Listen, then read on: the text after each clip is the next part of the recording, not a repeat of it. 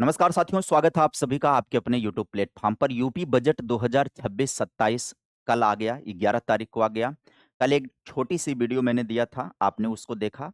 UP budget 2026-27 को लेकर के देखा जाए तो छात्रों और युवाओं के लिए क्या है इस बजट में। तो आज का जो एनालिसिस होगा, आज की जो बातें होंगी, वो बातें स्पेशली किस पर होंगी? शिक्षा, स्वास्थ्य और रोजगार के मुद्दे पर होगी कि इस बजट में सरकार का जो ये बजट है, जिसको सरकार ने एक बड़े व्यापक पैमाने के बजट के रूप में ढिढोरा पीट रखा है और ये बताया जा रहा है कि हमने ऐसा बजट दे दिया कि ब्रह्मांड का सबसे महाभारी बजट है। इसमें मतलब अवसर ही अवसर हैं, जो लोग वंचित रह जाएँगे, कोई सो ना रहा हो, वो छूट ना जाए, या ऐसा माहौल बनाया जा रहा है। तो आइए समझते हैं कि छात्रों और युवाओं के लिए इस बजट में क्या है, शिक्षा, स्वास्थ्य और रोजगार को ध्यान में रखते हुए इस बजट में क्या कुछ है। आइए, एक-एक का एनालिसिस करेंगे। सबसे पहले उत्तर प्रदेश बेसिक शिक्षा की बात कर लें। सरकार की तरफ से ये दावा है कि एक नई दिशा, एक सुनहरा भविष्य हम सभी लोग देने चल रहे हैं। हर बच्चे को शिक्षा, हर स्कूल को संसाधन और हर शिक्षक को सुरक्षा की बात आ रही है। 77,622 करोड़ रुपए जो हैं बेसिक के लिए बजट है। बेसिक शिक्षा के लिए प्रस्तावित कुल व्यवस्था की गई है। प्रदेश के नौनिहालों के लिए अब तक का ये सबसे बड़ा निवेश बताया जा रहा है सरकार के द्वारा। इसमें क्या कुछ है आप समझिएगा। शिक्षा की मजबूत नींव के लिए 650 करोड़ रुपए हैं, जिसमें कक्षा 1 से लेकर के 8 तक के सभी छात्र-छात्राओं के लिए निःशुल्क यूनिफ़ॉर्म हो गया, स्कूल बैग हो गया, जूता-मोजा हो गया, स्टेशनरी हो गया। ये प्रदेश के जितने भी बच्चे कक्षा 1 से 8 तक पढ़ रहे हैं, उनको इतनी सुविधाएँ देने के लिए 650 करोड़ रुपए सरकार खर्च करेगी। और इनको क्या मिलेगा ये निःशुल्क यूनिफ़ॉर्म में, स्कूल बैग में, जूता-मोजा में, स्टेशनरी में, वो यही जाने और जो गार्जियन हैं वो जानेंगे। आगे बात कर लीजिए। मुख्यमंत्री मॉडल कंपोजिट विद्यालय आधुनिक शैक्षणिक आवश्यकताओं के अनुरूप स्थापना होगी। लक्ष्य है प्रदेश के सभी 75 जनपद में। पैमाना प्रत्येक जनपद में 2-2 विद्यालय की स्थापना होगी। मुख्यमंत्री मॉडल कंपोजिट विद्यालय की स्थापना। लेकिन ये नया विद्यालय ये नहीं आप स्थापित करेंगे।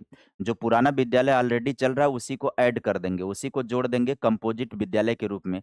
अगर ये नया विद्यालय बनाते, जैसे ईएमआरएस वगैरह की स्थापना किए थे, तो वहाँ पर रोजगार के अवसर भी सृजित हो गए थे। तो ये नया नहीं स्थापित करेंगे, ये खाली क्या करेंगे ना, विद्यालयों को मर्ज करके कंपोजिट बना देंगे और ढिढोरा पीट देंगे कि हम बहुत कुछ कर गए, वैकेंसी खा जाएँगे। कंपोजिट कर देंगे तो कम टीचर में काम चल जाएगा वहाँ पर। मुख्यमंत्री अभ्युदय विद्यालय की बात करें, तो देखो, विस्तार प्रदेश के सभी 75 जनपद लक्ष्य रखे गए हैं। प्रत्येक जनपद में 1-1 विद्यालय को विकसित किया जाएगा, नया विद्यालय बनाया नहीं जाएगा।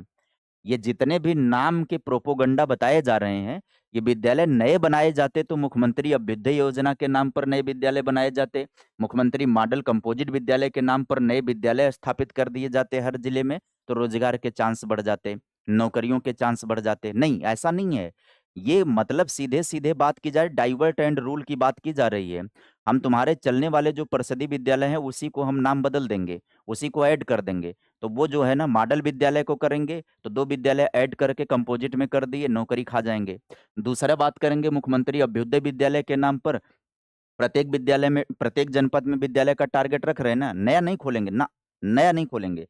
जो पुराना विद्यालय चल रहा होगा, उसी विद्यालय को ये अपडेट करने की बात करेंगे और उसकी बिल्डिंगों में कोई बदलाव नहीं होगा। थोड़े बहुत पैसे जाएँगे और उसमें थोड़े बहुत संशोधन हो जाएँगे और पता लग जाएगा कागज़ों पर मॉडल स्कूल हो गया, बहुत तमाम एडमिशन हो गए उसमें, तमाम टीचर पढ़ाने लगे। स्मार्ट स्कूल भविष्य की कक्षाओं की बात करें तो समग्र शिक्षा योजना के अंतर्गत राज्य निधि से सभी प्राथमिक विद्यालयों को स्मार्ट स्कूल के रूप में विकसित करने की नई योजना बनाई गई है और बजट रखा गया है 300 करोड़ रुपए। अब स्मार्ट स्कूल बनाने का मतलब है उसको फुल डिजिटल बना देने का। फुल डिजिटल बनाने के लिए सबसे पहले इंफ्रा को मजबूत बनाना पड़ेगा, बिल्डिंग को मजबूत बनाना पड़ेगा और बाकी चीज़ों को मजबूत बनाना पड़ेगा। 300 करोड़ रुपए इसका बजट है। आगे देखिएगा, कस्तूरबा गांधी बालिका विद्यालय जो है उसका विस्तार किया जाएगा। नया निर्माण नहीं, विस्तार किया जाएगा। उन विकास खंडों के लिए जहाँ ये विद्यालय अभी भी स्थापित नहीं है, उन विकास खंडों के लिए जहाँ विद्यालय अभी स्थापित नहीं है, आवासीय बालिका विद्यालय की स्थापना की नई योजना है। 580 करोड़ रुपए के बजट का प्रावधान यहाँ पर किया गया है। बात करेंगे सहायता प्राप्त अशासकीय विद्यालयों में सुरक्षा को लेकर के, सुरक्षा ऑडिट में अधोमानक की बात करें पाए जाने वाले विद्यालयों का अनुरक्षण किया जाएगा। सुरक्षित पठन-पाठन वातावरण सुनिश्चित करने के लिए 300 करोड़ रुपए के प्रावधान किए गए हैं। आगे देखिएगा, शिक्षकों और कर्मियों के स्वास्थ्य सुरक्षा कवच को लेकर के परिषदीय विद्यालयों के शिक्षक, शिक्षणेतर कर्मचारी हो गए, संविदा या मानदेय आधारित जितने भी कार्मिक हैं, कैशलेस चिकित्सा सुविधा की नई योजना है, उसके लिए 358 करोड़ रुपए हैं। ये एक सराहनीय कदम है। भई हर चीज़ पर आलोचना थोड़े की जाएगी। जहाँ पर जो चीज़ अच्छी की गई है, उसकी तारीफ़ भी की जाएगी। तो ये जितने भी शिक्षक कार्यरत हैं और या जो शिक्षणेतर कर्मचारी हैं या संविदा पर हैं, मानदेय पर जो भी कार्मिक हैं, कैशलेस चिकित्सा की सुविधा इनको उपलब्ध हो गई है। 358 करोड़ रुपए का बजट का प्रावधान है शिक्षकों के लिए, ये सराहनीय कदम है। अब एक नज़र में हम मुख्य बजट के प्रावधान की बात कर लें प्राथमिक को लेकर के, तो देखिए छात्र सुविधा यूनिफ़ॉर्म, बैग और जूते को लेकर के 650 करोड़, बालिका शिक्षा को 580 करोड़, स्मार्ट स्कूल डिजिटल बनाने के लिए 300 करोड़ है, शिक्षक स्वास्थ्य के लिए कैशलेस चिकित्सा के लिए 358 दिया गया है और आस्की अशासकीय स्कूल सुरक्षा के लिए 300 करोड़ रुपए का प्रावधान किया गया है। अब यहाँ पर बात आती है कि क्या बेसिक के अंदर वैकेंसी आएगी क्या? वैकेंसी की कोई गुंजाइश तो यहाँ पर दी नहीं रही है। वैकेंसी की कोई बात तो की नहीं गई है कि शिक्षकों की नियुक्तियों को लेकर के भी बजट देखो आम तौर पर बजट में होता क्या है शिक्षा के बेसिक शिक्षा में नौकरियों को लेकर के, नए नौकरियों के सृजन को लेकर के बजट का प्रावधान होता है, तो उसमें उल्लिखित होती है वो बातें, वो बताई जाती हैं बातें कि हाँ, वैकेंसी आगे हम करने वाले हैं। उसको उसको लेकर के उसको रोज़गार नाम नहीं देंगे, नौकरियों को ऊपर खर्च करने की बात करेंगे। फिलहाल इस बार के बजट में बेसिक के अंदर किसी भी नए प्रकार के नौकरी या रोज़गार नए पद सृजित नहीं किए गए हैं, तो नई नौकरियों के चांस भी तो नहीं हैं। अब हो सकता है जो पूर्व के रिक्त पद हैं, उन पर वैकेंसी रिलीज़ कर दे सरकार 26-27 के दौरान जो चुनाव को ध्यान में रखते हुए, तो वो अलग बात है कि बेसिक के अंदर वैकेंसी देखने को मिल जाए। कोई भी नया पद सृजित नहीं किया गया है, इसलिए नौकरी के अवसर नहीं है बेसिक के अंदर, पुराने खाली पदों पर वैकेंसी कर दी जाए, तो वो बजट में मेंशन नहीं होगा। अब हम यहाँ पर माध्यमिक शिक्षा के क्षेत्र में देख लेते हैं, तो माध्यमिक में 22,167 करोड़ है कुल प्रस्तावित बजट व्यवस्था, जो 25-26 की तुलना में 15% ज़्यादा बताया जा रहा है। यहाँ पर आधारभूत संरचना का सुदृढ़ीकरण होगा, बेहतर मूलभूत सुविधाएं उपलब्ध कराने का संकल्प लिया गया है। राजकीय माध्यमिक विद्यालयों में प्रोजेक्ट अलंकार शुरू किया जाएगा, जिसके लिए 520 करोड़ रुपए हैं। अशासकीय सहायता प्राप्त माध्यमिक विद्यालयों में आधारभूत सुविधाओं के लिए 10 करोड़ रुपए का प्रावधान किया गया है। आधुनिक कौशल और परंपरा का संगम बनाया जाएगा। राजकीय माध्यमिक विद्यालयों में ड्रीम स्किल कैब क्लस्टर जो है की स्थापना होगी, उसके लिए 150 करोड़ रुपए का प्रावधान है। राजकीय संस्कृत पाठशाला के छात्रों के छात्रवृत्ति के लिए 20 करोड़ रुपए का प्रावधान किया गया है। आगे देखिएगा शिक्षक कल्याण और सामाजिक विस्तार के लिए नई योजना है। अशासकीय माध्यमिक विद्यालयों के शिक्षकों के लिए कैशलेस चिकित्सा की सुविधा के लिए 89 करोड़ रुपए का प्रावधान किया गया है। यहाँ पर भी एक सराहनीय कदम है। दूसरा, जनपद गोरखपुर में नया सैनिक स्कूल खोला जाएगा। पूर्वांचल का प्रथम और प्रदेश का दूसरा सैनिक स्कूल बनाया जाएगा उसको। आगे देखिएगा उच्च शिक्षा को लेकर के देखें तो 6,591 करोड़ रुपए की व्यवस्था है। कुल प्रस्तावित बजट है जो 25-26 के मुकाबले में 7% ज़्यादा बताया जा रहा है। अब आगे देखिएगा इसमें क्या है? युवा सशक्तिकरण और प्रोत्साहन को लेकर के रानी लक्ष्मीबाई स्कूटी योजना, मेधावी छात्राओं के लिए ये होगा, है ना? मेधावी छात्राओं के लिए स्कूटी योजना है, उसके लिए 400 करोड़ रुपए का प्रावधान है और मुख्यमंत्री प्रशिक्षुता या शिक्षुता प्रोत्साहन योजना के अंतर्गत 40 करोड़ रुपए का प्रावधान किया गया है। नए विश्वविद्यालय की स्थापना की बात करें तो चरण पहले में गुरु जम्भेश्वर विश्वविद्यालय मुरादाबाद में स्थापित होगा, 50 करोड़ रुपए खर्च होंगे और माँ पाटेश्वरी विश्वविद्यालय देवीपाटन मंडल बलरामपुर में होगा, 50 करोड़ रुपए खर्च होगा। माँ विंध्यवासिनी विश्वविद्यालय मिर्जापुर में खोला जाएगा, 50 करोड़ रुपए का बजट उसके लिए आया है। नए विश्वविद्यालयों की स्थापना में चरण दूसरे की बात करें तो नई योजना होगी। स्वामी सुखदेवानंद विश्वविद्यालय शाहजहांपुर 21 करोड़ रुपए का बजट है और काशी नरेश विश्वविद्यालय भदोही होगा 21 करोड़ रुपए का बजट। छात्र मानसिक स्वास्थ्य और कल्याण को लेकर के नई योजना में उच्च शिक्षण संस्थाओं में छात्र मानसिक स्वास्थ्य और कल्याण की नीति के लिए 14,500 करोड़ रुपए का बजट प्रावधान किया गया है।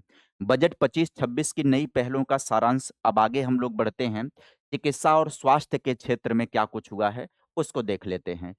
यहाँ पर देखिएगा तो बजट कितने हैं? 37,956 करोड़ रुपए का बजट है, 15% की वृद्धि के साथ पिछली बार की तुलना में ये प्रस्तावित बजट है। इसके अंतर्गत क्या-क्या होगा?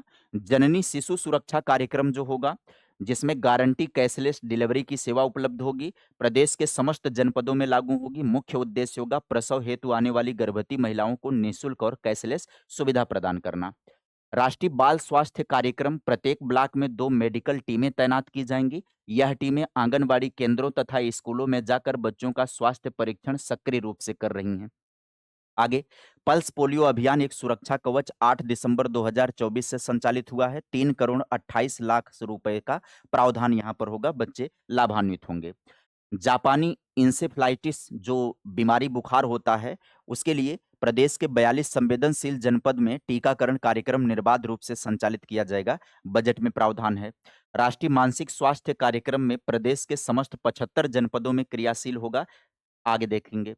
एकीकृत डिजीज सर्विलांस पोर्टल की बात करें, सरकारी और निजी क्षेत्र की सहभागिता से निगरानी होगी। 16 संक्रामक रोग इसमें शामिल हैं। है वैक्सीन प्रिवेंटेशन की शामिल किया गया है, कोविड-19 को भी शामिल किया गया है इसके अंतर्गत, इस पर भी बजट खर्च हो रहा है। आयुष्मान भारत मुख्यमंत्री जन आरोग्य योजना के अंतर्गत 49.22 लाख रुपए लाभार्थी परिवार को होगा। 500 करोड़ की व्यवस्था प्रस्तावित है। राज्य सरकार द्वारा नागरिकों को स्वास्थ्य सुरक्षा की गारंटी दी जा रही है। इस तरीके से अगर आप देखेंगे तो Ayushman Bharat national health protection mission में 2000 करोड़ रुपए बजट को प्रस्तावित किया गया है। और अंत में बात कर रहे हैं, राष्ट्रीय ग्रामीण स्वास्थ्य मिशन के अंतर्गत जो है 8,641 करोड़ रुपए की व्यवस्था प्रस्तावित है। राष्ट्रीय ग्रामीण स्वास्थ्य मिशन के अंतर्गत 8,641 करोड़ रुपए को व्यवस्था की गई है। यहाँ पर स्वास्थ्य प्रदेश सुरक्षित भविष्य 37,956 करोड़ का ऐतिहासिक बजट है। मातृ शिशु सुरक्षा की गारंटी, संक्रामक और मानसिक रोगों पर नियंत्रण, आयुष्मान भारत का सुरक्षा कवच इसके अंतर्गत शामिल किया गया है। इस तरीके से हम सभी लोगों ने शिक्षा, स्वास्थ्य और रोज़गार के मामले में हमने देख लिया कि बजट के अंदर क्या प्रावधान है। तो रोज़गार को लेकर के तो इस बजट में 10 लाख रोज़गार का लक्ष्य तो रखा गया है, लेकिन वो 10 लाख जो रोज़गार का लक्ष्य रखा गया है, वो सरकारी नौकरियों के रूप में रोज़गार का लक्ष्य नहीं रखा गया है, बल्कि मुख्यमंत्री के द्वारा युवाओं को उपलब्ध कराया जाएगा लोन, जिससे वो अपने रोजगार सृजित कर सकें, और तमाम ऐसे ट्रेनिंग स्किल बेस्ड प्रोग्राम चलाए जाएंगे जिसके माध्यम से स्वरोजगार की तरफ युवा बढ़ेंगे। फिलहाल युवाओं के लिए यह बजट स्वागत योग्य है। आप सभी लोगों को शुभकामनाएं हैं कि आप लोगों के लिए सरकार ने खूब ध्यान रखा है। भर भर करके नौकरियां, बोरा भर भर करके नौकरियों का प्रावधान किया गया है। इसी तरीके से डटे रहिए, जमे रहिए, नौकरियां लेते रहिए। ढेर सारी शुभकामनाएं आप सभी लोगों को। Bye bye, take care, thank you.